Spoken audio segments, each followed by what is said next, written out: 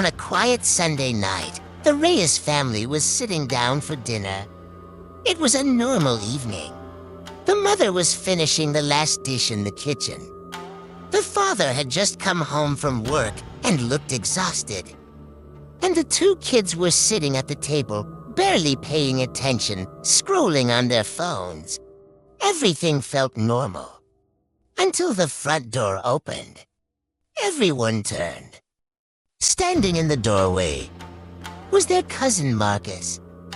The same Marcus who had been missing for 3 days. No calls. No messages. Nothing. The mother froze.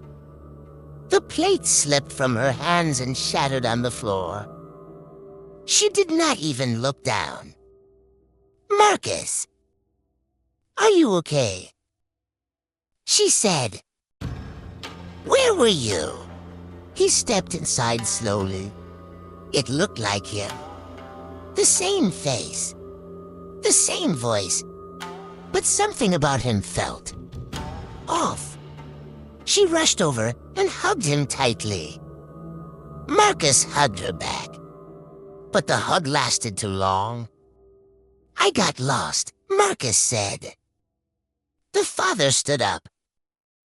"You were gone for 3 days. Why did you not call anyone?" Marcus shook his head. There was no signal. They sat down and continued dinner. But it did not feel normal anymore. While everyone was eating, Marcus did not eat. Not even once. He just sat there watching them. Every time someone spoke, he did not look at their eyes. He looked at their mouths, like he was studying how they talked. "You are quiet tonight, Marcus," the mother said. "Are you okay?" Marcus smiled. "I am listening," but something about Marcus's smile did not feel right. It was too slow, and it stayed on his face too long. Dinner ended quickly after that. No one said anything, but everyone felt it. Something was wrong. After dinner, the house went back to its routine. The mother cleaned the dishes. The father sat in the living room watching television. The kids went to their rooms. Marcus stood up. "Where are you going to sleep?" The mother asked. "In the guest room," Marcus said. He walked down the hallway slowly. His footsteps made almost no sound. A moment later, they heard the door close. For a while, everything felt normal again. At around 2:30 in the morning, the mother woke up. She was thirsty and walked toward the kitchen. That was when she saw him. Marcus was standing in the hallway, completely still. He was facing the wall, not moving, not blinking. "Marcus," she said softly, "are you okay?" No response. She stepped closer. Slowly, Marcus turned his head. He slowly tilted his head to the side, like a snake watching its prey. His face looked normal, but his eyes did not. They were too focused, too aware. "You all move the same," Marcus said. The mother frowned. "What do you mean?" Marcus blinked once, then smiled again. "Nothing. I am just tired." He walked past her and went back into the guest room. Then the door closed. The next morning, the parents sat down together and checked the security camera footage. They wanted to understand what they had seen. At first, everything looked normal. In the video, they saw the mother walking into the kitchen. Then they saw Marcus standing in the hallway. But as they kept watching, something else appeared behind him. Another figure, standing just a step behind Marcus. Same height, same shape, but it did not move at the same time.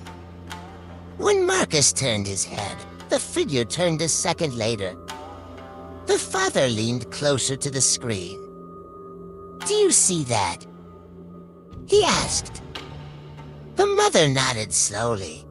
They replayed the footage again and again. It was always there. That night, they tried to act normal. They sat down for dinner again.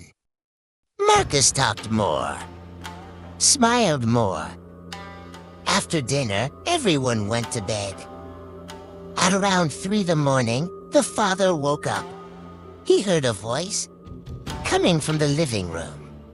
He walked slowly and looked inside. Marcus was standing in the middle of the room, just talking. There was no one else there, and his voice did not sound right. It sounded like two voices at the same time. One normal, and one slightly delayed. Like something was repeating him. The father stepped back and made a small noise. Marcus stopped, then slowly turned, and smiled. "You are awake early," Marcus said. The father said nothing. He walked back to his room and locked the door. The next day, the parents looked at the footage again. They both saw the same thing. The second figure, always behind Marcus. That night, no one wanted to sleep. They all stayed in the living room together. Marcus sat across from them, watching, smiling. "You all seem nervous," Marcus said. The father looked straight at him. "You are not Marcus." The room went silent. Marcus tilted his head again, slowly, almost bending too far to one side. "I am close," Marcus said. Then the lights flickered. Once, twice, and then everything went dark. The house filled with noise, screaming, something falling, fast movement in the dark. Then a sound, wet, violent, like something tearing through flesh. Then silence. The lights came back on. The mother was on the floor.